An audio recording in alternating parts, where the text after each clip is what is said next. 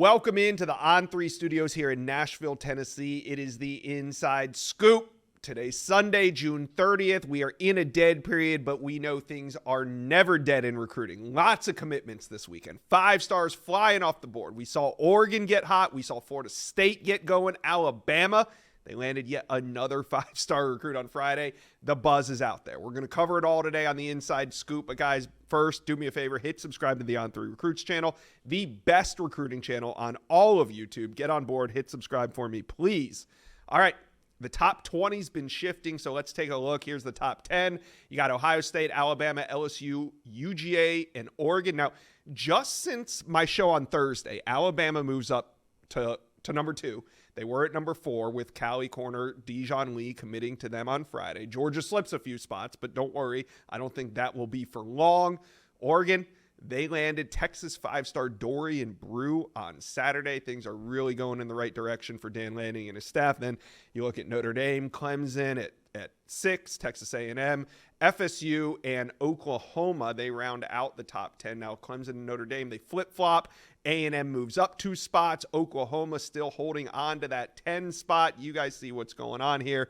All right, then we leave the top 20 or the top 10, and you got Auburn sitting at number 11, Tennessee 12, Penn State, Michigan, Texas, USC, Miami, Missouri, Rutgers, TCU. Now, remember last week, FSU was in the 14 spot on Thursday. They're now number 9. Miami, they move up 2 spots from 19 to 17. Texas moves up a spot. Well, who's moving down? USC. They lose Hilton Stubbs. He decommits. Their trifecta of decommits from recruits in the South is complete. And USC currently sitting in 16th on Thursday. They were right there at number 11. We didn't know if they were going to go inside the top 10. Now they're sliding in the opposite direction, sitting there at 16. All right, let's talk some more recruiting. I got the 5-star flex himself, Dukes the Scoop. You know him on Twitter. Let's bring in Philip Dukes of On3. Philip, great to have you here. Hey, I'm going to just ask you right off the top, who do you think ends up finishing number 1? Because right now, we've seen a lot of recruiting, right? We've seen a lot, but we're only at the halfway point. I mean, there's 6 months until signing day. So as of today, who do you think finishes number 1 overall? I think Ohio State finishes number 1 overall. I think they have some really strong pieces in their class already. When you think about having your quarterback committed who is solidly committed, I don't think anybody will get into that recruitment at all with Tavian St. Clair. I think that's one of the most important pieces. And when you have those to be number 1, it's not all about who you bring in. It's about who you keep. And I think that even with some of the guys that they're in it with, that some of the guys that we'll talk about later on in this show, I think that they have an opportunity to go ahead and close out strong and be the number 1 team in the land. Yeah, absolutely. So do you feel good about where they sit with David Sanders? And also, what about Naeem Offord? I mean, you know, those 4 visits to Alabama in 8 days, but since then things have kind of cooled off. What do you think about those 2 targets for Ohio State? I think David Sanders is a really viable candidate to Ohio State. Being after the amount of visits that he's taken to Columbus over the last few months, you think about the unofficial that he had in March, then he follows that back up in May with another unofficial. Then he comes off of a official visit with his parents and his 3 little sisters, and the way they laid it out for him off of the football field is what I think really set them apart. He wants to go into medicine. He was able to talk to the medical department at Ohio State, where they kind of laid it out how they will be able to help him make an impact off of the field with what some of the things that they're going to offer him. So I think that Ohio State is firmly in it. One thing that his father, David Sanders Sr., told Letterman Rowe from On3 was that everybody felt comfortable there. He didn't say David, he said everybody. And we know that when tight-knit families feel comfortable places, that's one of those telltale signs that, he doesn't just like it, they all. So I think Ohio State sits in a really good position for David Sanders. And I think as far as Naeem Offord, I think that his recruitment is going to be different in the fact that his dad, Malik or Kaori, told me, we are an old school family.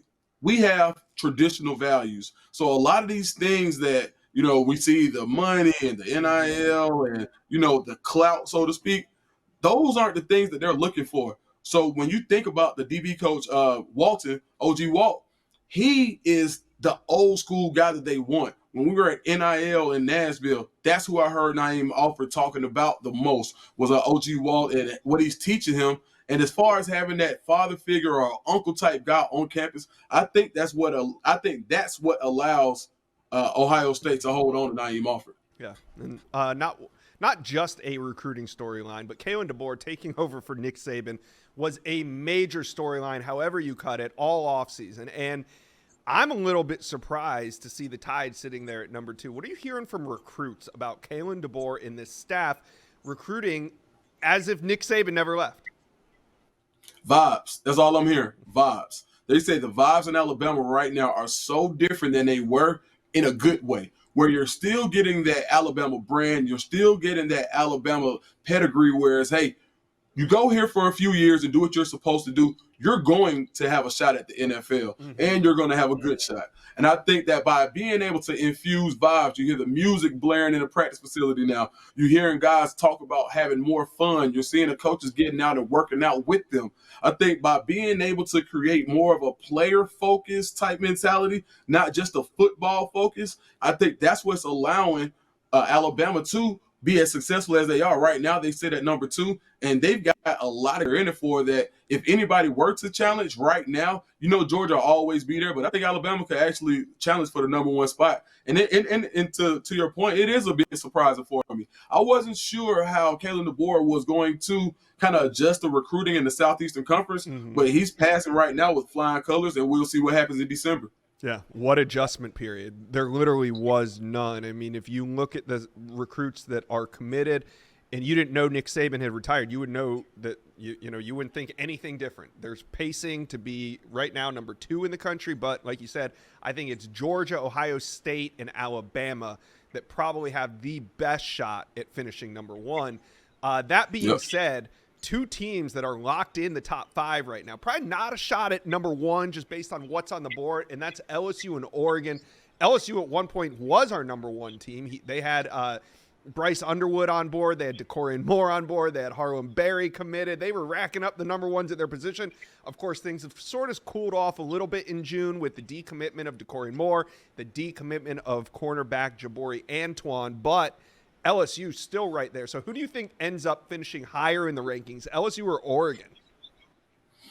I'm going to go with LSU just based on I feel like what they're going to be, the product that they'll put on the field this year is going to allow them to get some of these guys to start looking back down into the bayou. When you think about having a guy like Bryce Underwood who has an electric personality, the more you see him recruit, the more he gets out, you're going to see guys want to be around him. I think Oregon is going to be right there with them, but just based on what LSU can provide, when you think about that offense, they're going to have a top flight receiver, and they're going to get a top DB. So with that being said, I think that those positions will be filled. I think, I really think that these guys could end up with a potential top 6 class by the time it's said and done.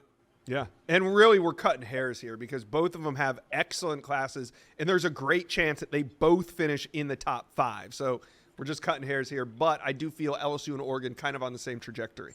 All right. Right. Dukes, you're on the show, so we're talking Julian Lewis. Now that he's done taking official visits, I got 2 parts to this question. 1, do you think we're going to get a quote, "I'm shutting it down," one way or another before summer ends? And like I said, we're at the halfway point. There's still a lot of recruiting left. I know the comment section is going to get on us for this, but if you had to rank the teams in Julian Lewis's recruitment, how would they look at this point? Yeah, for the first part of that answer, I think that I'm going to go with yes, he does shut it down before he starts his high school football season. Reason being, I think that he wants to win the state championship. That's been the one knock. He's been the guy since he's basically picked up a football. Yeah. You could tell that he had traits that were off the chart. The moxie, the intangibles that he brings along with the precision from his arm, I think that he's always been in position, always been a winner. That state championship has eluded him so far. By reclassing, he took one more shot away from himself to get a state championship. So I think that what Carrollton High School has put together, the players, the talent that have transferred in, this is his year, and I think that he wants to focus and he wants to win a state championship.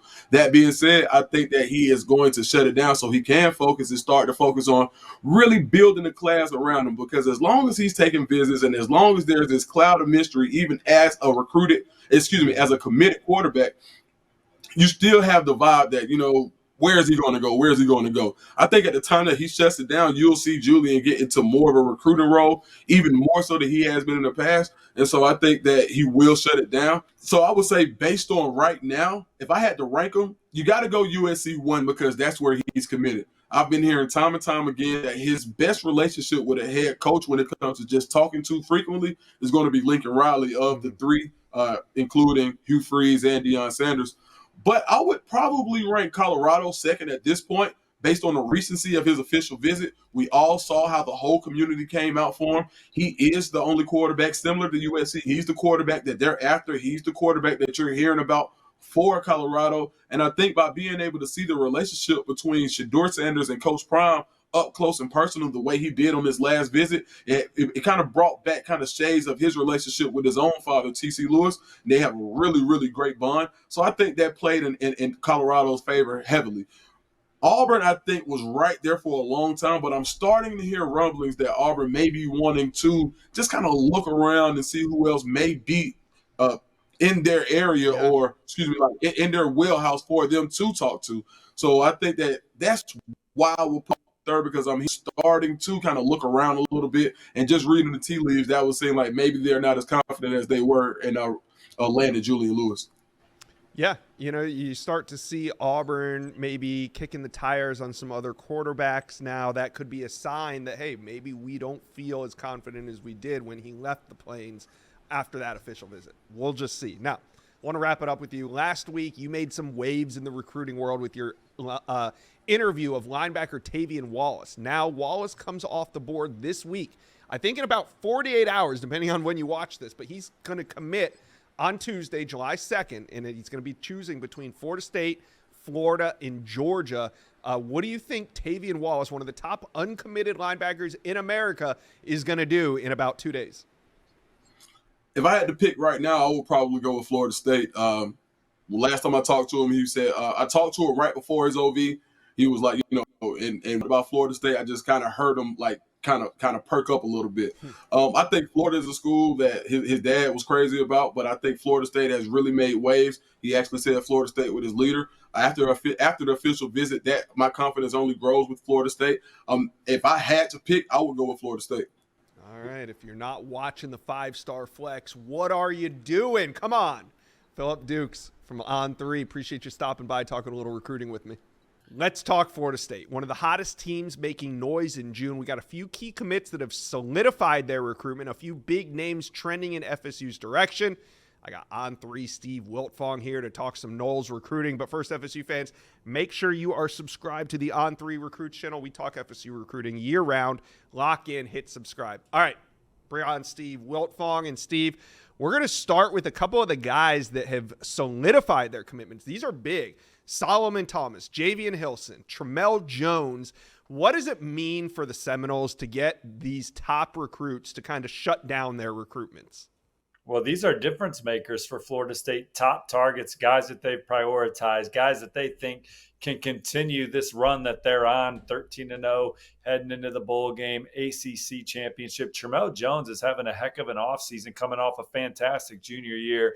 He lit it up at the OT7 finals, had a really strong showing at the Elite 11 finals, and he's a guy that prospects want to play with. Solomon Thomas is the number one interior offensive lineman in the country. Those point-of-attack players of that talent don't grow on trees. LSU, Florida, programs that tried hard to get the spatula out and flip, but Solomon Thomas staying true to his December verbal to Florida State. And then you talk about the way Florida State's recruiting the defensive line right now. Adam Fuller, defensive coordinator, has to be ecstatic with the talent coming in. Javian Hilson, he's the number 4 edge rusher in the country. Then you have Myron Charles and Kevin Wynn, 2 massive 300-plus pound defensive tackles that rank number 9 and number 12 respectively at the position, highly recruited, very disruptive, stout, physical players. They look like SEC football players. They beat SEC programs, Texas for Charles, Georgia for Kevin Wynn, and South Carolina for Kevin Wynn. These are big recruiting wins at the most important positions: quarterback, offensive line, defensive line. And then, Josh, they had the shocker last week. They go out and land CJ Wiley, top 100 receiver from Milton, Georgia. Big time playmaker, had a fantastic junior year in winning a state championship. He picked Florida State over LSU, where he's a legacy recruit, and Georgia. So the Seminoles are beating the right teams on the trail, which should translate, or what they're trying to translate that to, is an extra win or two at the end of the season. Yeah, between the CJ Wiley commitment and these guys solidifying and shutting down their recruitments, I think that's kind of the spark that FSU needed to get things going. Since then, we've seen Myron Charles commit, Kevin Wynn, Chase Lofton, and then on Tuesday, we have four-star linebacker Tavian Wallace, one of the top uncommitted linebackers, not just in the South, but in the entire country. And this is a key battle that the Noles have to win. It comes down to Georgia, Florida, and FSU. How do you read this recruitment as we're 2 days out? Yeah, terrific sideline player that's got some plus athleticism for a second-level defender. My RPM is on Florida State. I have not heard anything to change that. Now, certainly Georgia, Glenn Schumann and company have been battling to keep him in state. Florida's the program he grew up rooting for, took a visit to see them, and also took an official visit to Arkansas. But he's been extremely positive with Florida State this whole cycle. I felt like they've had the momentum for most of his process. Had another good visit to Tallahassee for his official visit. Now he's dotting I's and crossing T's, still having dialogue with places like Georgia and Florida. But right now, I still like the Seminoles to close. They got that great defensive line. Tavian Wallace, he could come in and make a lot of tackles behind those disruptive players in front of him. All right, so if the big linebacker coming off the board is Tavian Wallace on Tuesday, there's a little appetizer on Monday. We have Zay Rainey-Sale. He's announcing his decision July 1 on Monday, and it's going to be FSU or Washington. But he's from the state of Washington. So how much of a chance does FSU have to pull him out of the state of Washington? Yeah, and UCLA is a finalist too, Josh. Look, Florida State has led in this recruitment multiple times. But I talked to a source just before I hopped on with you. They think that he could be leaning towards staying in state to Washington. Yeah. I know that coming into the official visits, Florida State was well positioned. He's super high on the Seminoles, but Coach Fish and that new Washington staff has created an excitement around that program. So I would not be surprised if he ended up staying home. But Florida State going to battle to the finish line there.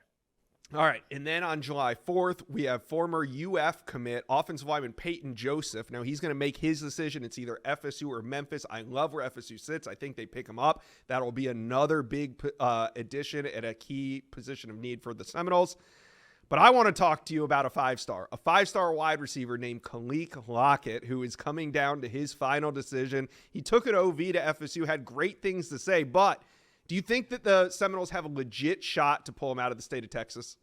Well, no question. He had two really good visits to Florida State, one in the spring, then an official visit in the summer. Loves the offense, loves the way Florida State's producing receivers right now under Coach Norvell, and then just loves the culture around the program. What I'm hearing on Kalik Lockett right now, though, is that Texas and Alabama have the edge as he goes into his decision mode. That does not mean that things can't still get jumbled up. He has not made a final decision at this point. But if you're asking me who are the odds-on favorites, I look at Texas, where my RPM is, and I look at Alabama, who had a really big needle-moving visit earlier. Now, Alabama's got a great shot to land Caleb Cunningham, the five-star receiver from Mississippi. I have that RPM to Alabama along with Chad Simmons.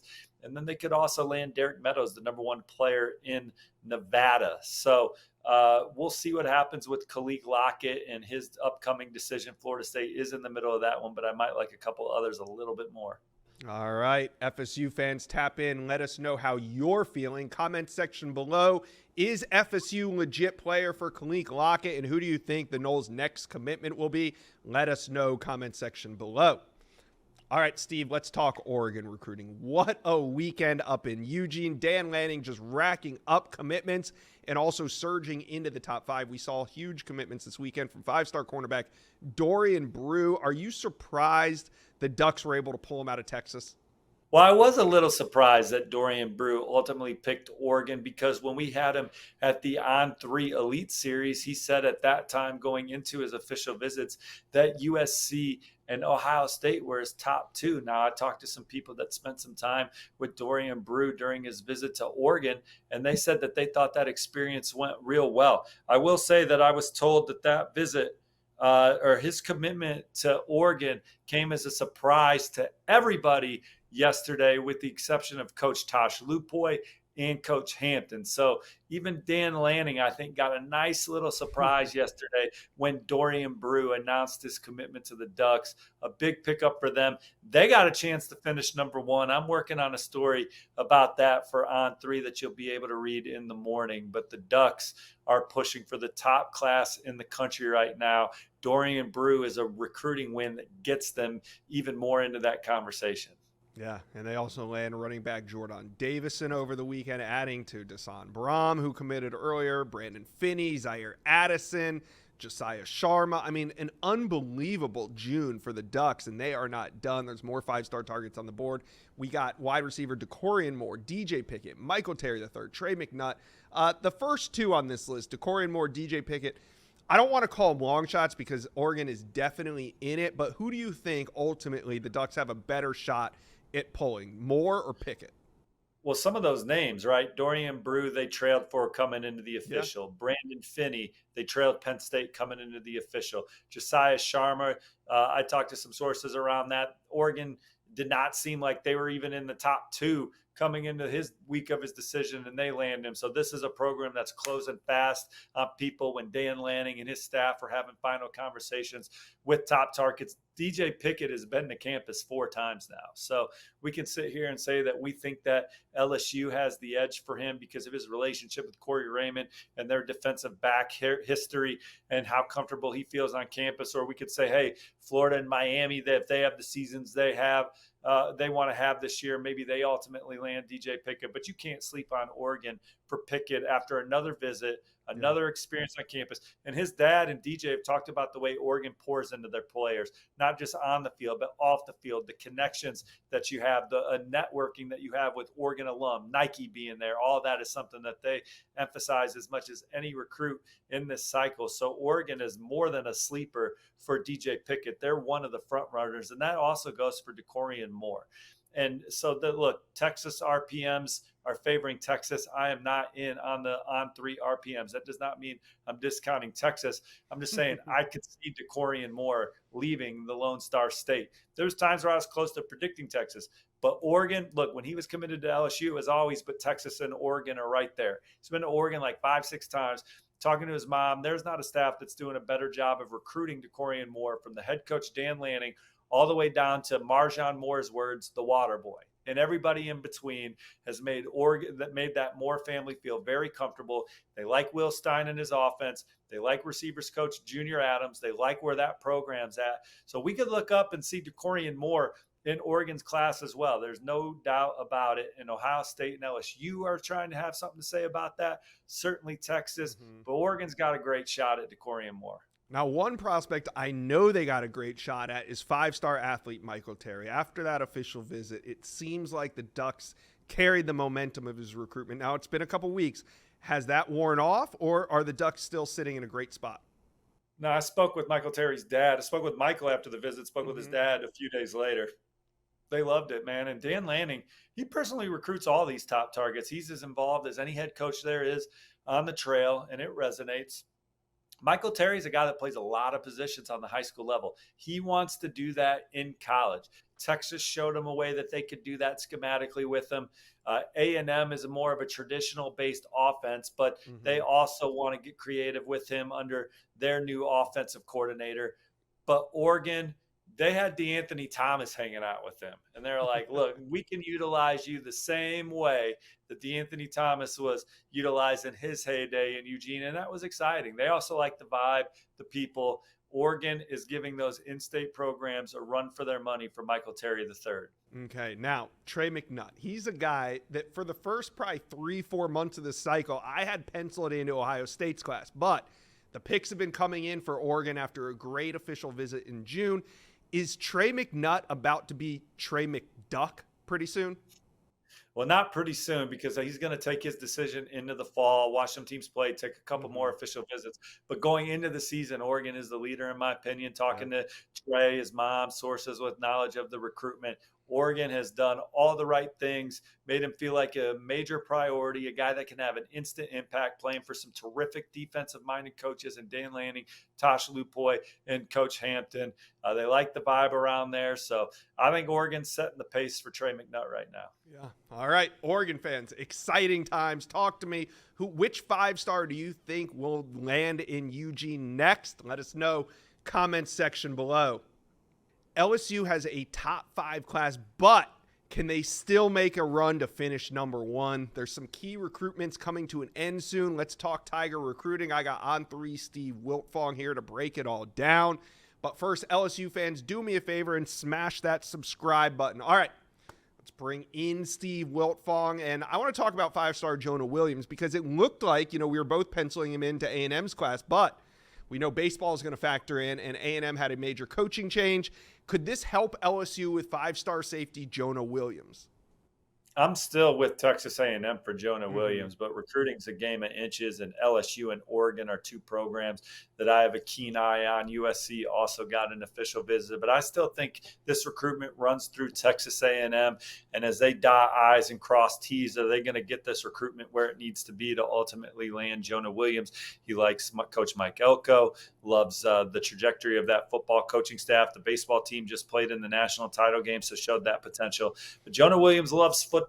He's looking for a place that can develop him into the best football player he can be. Seeing what Mike Elko's done with guys like Jesse Bates, Kyle Hamilton is exciting. Their scheme, family loves it, close to home. But LSU and Oregon are a couple programs that I'm certainly not sleeping on in that sweepstakes. Yeah. Hey, look, I figured it was probably still A&M, but, coaching change in baseball could maybe open the door back up for LSU. All right. LSU had the number 1 class in the country, and a major reason was because guys like DeCorian Moore and Jabari Antoine were committed. Is there any chance LSU could get both or either of these prospects back on their commit list?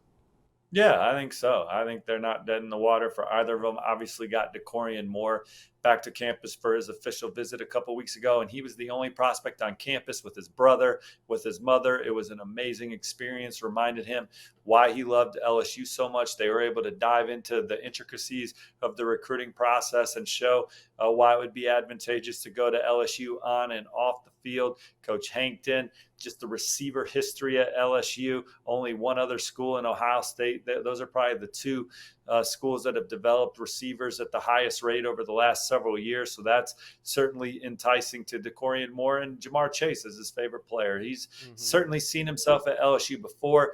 There was a time where they were on the outside looking in when he decommitted, but that official visit thrusted them back into it. Jabari Antoine took visits to Miami and Florida State. They're certainly in it as well. So those programs from the Sunshine State are giving them a lot to think about. Florida State's got some real inroads with that family, but LSU, you can't discount them moving forward in this process. All right. Now, if LSU is going to make a run at number 1, they got to start landing some 5-stars. And one 5-star that I think they could be the team to beat for is DJ Pickett. Do you think, 1, LSU is the leader for him, and 2, do you think that he waits until October to make that final decision?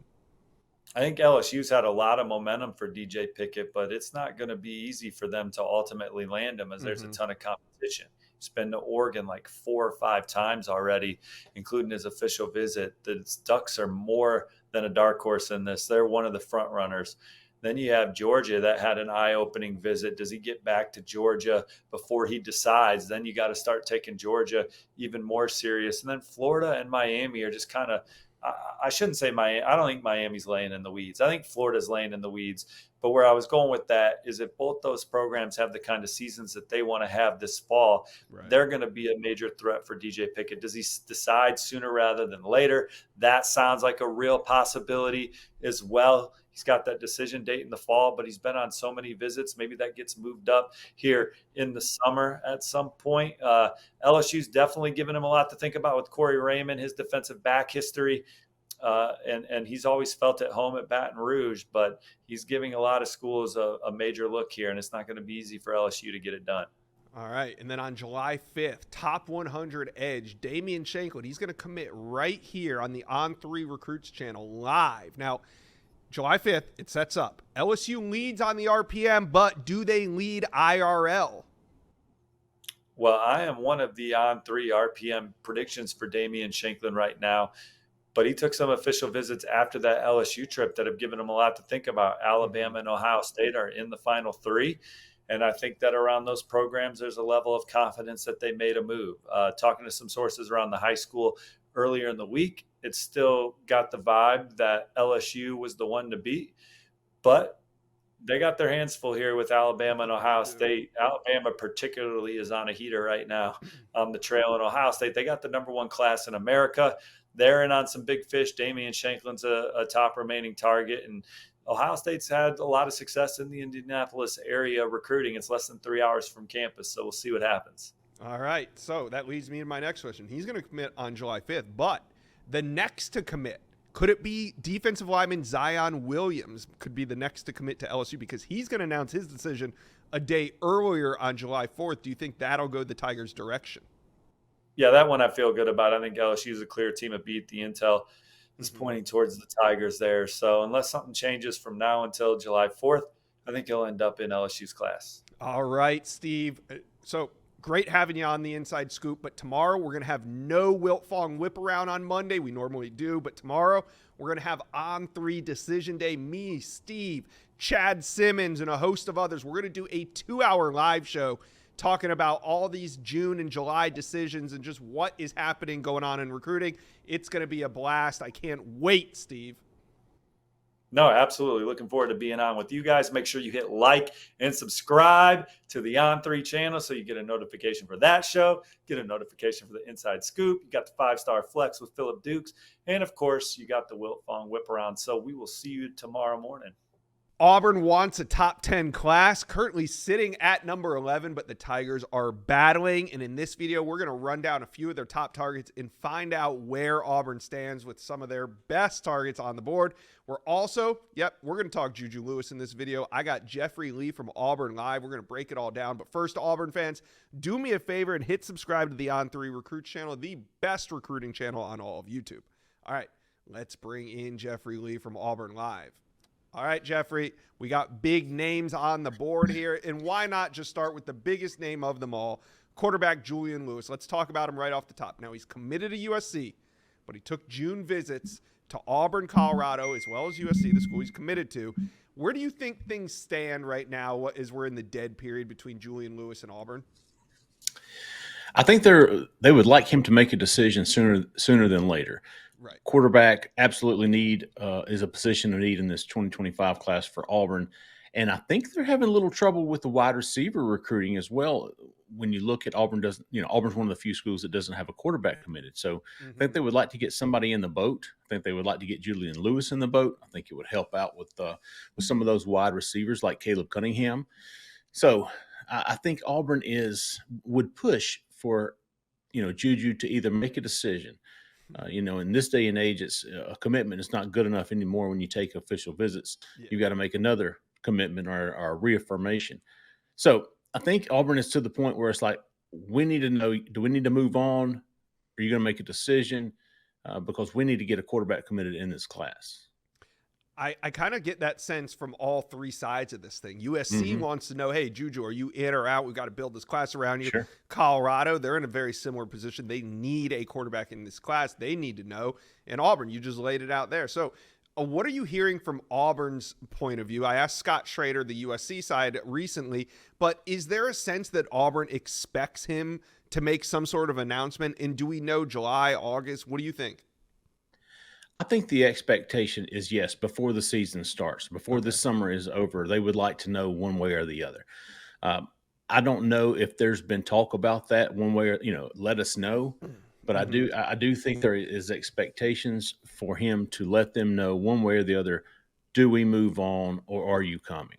All right. Offensive tackle Andrew Babalola. Now, this has been heavily kind of trending in Stanford's direction, but you have Auburn and you have Michigan trying to swipe him or keep him away from Stanford. What are we hearing coming out of this June visit to Auburn?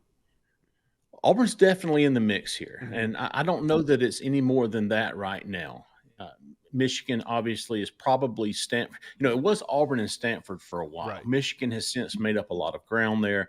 They're absolutely to be respected in this recruitment. Auburn is too. I understand. They're probably not up there like they were before. There's been a lot of time since his official visit. I think getting him back on campus, maybe the last weekend in July, would go a long ways for Auburn, and trying to get back in there for him. I think Stanford's going to be tough. I think Michigan's right there too, and I think Oklahoma is in there to some extent as well. Yeah, definitely. All right, let's move on and talk about edge Jared Smith. Now, I think he's going to come off the board in July, maybe fairly soon. Where do you think Auburn stands with him? I think Auburn is steadily climbing up the board for him. Mhm. I don't know how much of a priority he was early spring. There were others on the board: Isaiah Gibson, Zion Grady. Um, so there were. I don't know that Auburn was pushing as much for him before as they are now. Zion Grady since is committed to Ohio State. Isaiah Gibson flipped his commitment from USC to Georgia. So he's kind of next up on the board right now. He was in Auburn several times already this summer. I guess late spring, early summer. He was there with his school for the 7-on-7, and he took an official visit to Florida State early last week. But before he went, he made a surprise visit down to Auburn.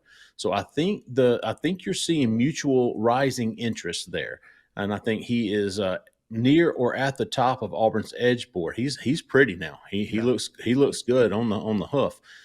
So I expect him to take. I think he's coming back for Big Cat the end of July. Okay. And then he's going to take an official visit in the fall. Now, will he have a decision before then?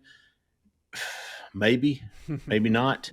But I think if he was going to make a decision in July before this Auburn push, he may pause and delay that to see kind of where Auburn fits into his recruitment. I know South Carolina, some of these other SEC schools were in there early for him. Mm-hmm. So Auburn's got some ground to make up, but from what I'm told, they're steadily climbing there. All right, running back Usman Kroma. Now, this has been an intriguing recruitment because I'd say back in February, March, it looked like all FSU. Then Auburn and Georgia get involved. Now, Georgia might, they've been adding running backs, but Auburn's still surging there. What do you make of this race for Kroma?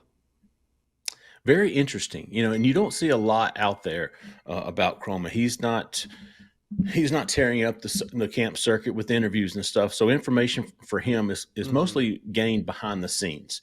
I do think Georgia's absolutely in this race. I do think Florida State absolutely is in this race. But I'm gonna go out on a limb here. I'm gonna say, Josh. Now, I wouldn't have said this 4 months ago, but I really think this recruitment right now is Auburn, Georgia. I do think Florida State, they're right there too. So don't let me discount them at all. But I do think as of today, I think it's an Auburn, Georgia battle, and FSU's waiting to see if one of those schools slips up. Yeah. All right. Now, Anquan Fegans, the number 4 ranked player in the state of Alabama, from Alabaster, Alabama. He's going to probably make his decision sometime in July. How do you see this one shaking out? July 29th. Yep. So Fagans, I believe, is actually the way you pronounce it, but I'm not very good at pronouncing names. So, but Fagans is he's set for July 29th. I think he's narrowed it down to Auburn, Clemson, LSU, Georgia. But I really like Auburn here. I have for him for a long time now. I think that the relationship he has with Charles Kelly, the relationship that his family has with Charles Kelly, is big for Auburn here. They also just took his brother, Traquan, as a preferred walk-on from the transfer portal. So I think that was kind of the writing on the wall there. That was the last, as soon as I saw that, I felt even better about my prediction for Fagans to Auburn. But he's coming to Big Cat on July 27th with a scheduled announcement date of July the 29th. So everything, you get those tea leaves and you mix them around, you line them up, and everything looks very good for Auburn with new boy Fagans. Josh, that's what he goes by. New boy. New boy. Okay. I'll write that down. Got it. Right there. All right. Do you have anybody else Auburn fans should be keeping an eye on as we're kind of in July decision territory? Commitment season Auburn hopes decommitment season is over with now that Carday Smith decommitted, Tyler Lockhart decommitted. I think there might be one more but I don't know when. So I don't. Mm-hmm. We see this every year. Early commitments fall off summer, early fall. So I wouldn't be surprised to see one more. However, they hope that was over with and commitment season has begun for them. July is typically a big commitment month. Auburn's got two guys we're going to be keeping a close eye on over the next week. July the 4th is Hollis Davidson, the 3-star tight end from Peachtree City, Georgia, who he was committed to Auburn in February. He decommitted, I think, in May. And at the time, he told them, listen, I want to take some other visits, and I don't want to do that while I'm committed to you. I don't like the way that looks. I don't like the way doing that. I don't like doing that to you. I want to take a couple of official visits, and then I want to make a decision. And he did. He visited Florida. He visited Florida State, and now he's set a decision for July the 4th. And oddly enough, I expect him to recommit to Auburn. So that's one for July the 4th. Another one is July the 6th with Jacoby Ward, 3-star interior offensive lineman from Savannah, who is Herbert Scroggins' teammate there at Calgary School in Savannah. Third was all Auburn until he took an official visit to Miami, and then this past week he committed to the Hurricanes over Auburn. But I do think Auburn is in a very good spot to get his teammate Jacoby Ward, who will be committing July the 6th. And then after that, Josh, so I'm looking at Hollis Davidson on July the 4th, Jacoby Ward on July the 6th, and then we're looking at that Big Cat weekend at the end of July, where several guys I expect to make a commitment. Blake Woodby is a guy I'm keeping an eye on for that. Obviously, New Boy Fagans on July the 29th. And then keep an eye out on some 2026 guys like Jermichael Garrett, who will have a commitment that end of the month. Hezekiah Harris is another. All right, there you go, Auburn fans. Tap in. Let us know. Comment section below. Who do you think is going to be the next to commit to Auburn? And also, let us know how you feeling about Julian Lewis coming out of this June official visit month. Let us know. Comment section below.